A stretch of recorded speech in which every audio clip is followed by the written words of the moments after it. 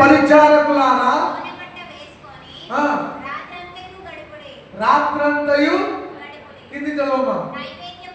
నైవేద్యమును ప్రాణార్పణమును దేవుని మందిరమునకు రాకుండా నిలిచిపోయేను.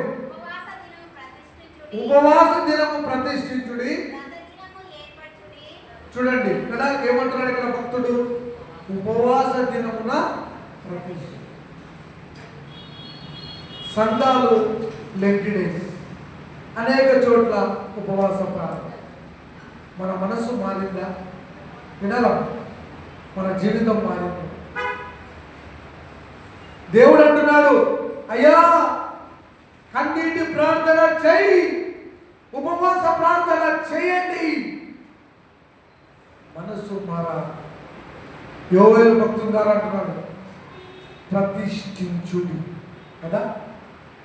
40 రోజుల తర్వాత ఎవరైనా నేను కూడా ఈ మందిరం చుట్టూ కూడా కనపడతానా? ఒక గురి కలిగి అపోస్తలుడైన పౌలు గారు అంటారు, నేను గురి యొద్దకి, నా గురి యేసు ప్రభు రక్షణ సువార్త, నా గురి అనేక ఆత్మల సంపాదన, నా గురి ఉపవాస ప్రార్థన ప్రతిష్ఠించుట, నా గురి ఆత్మలను రక్షణ. ఎంతో మంది నశించుదు. పాపం అంటే ఏమో తెలుసా?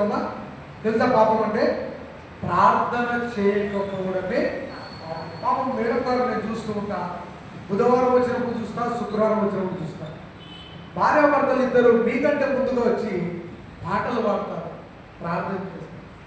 ఎక్కడ ఉంది సంఘం?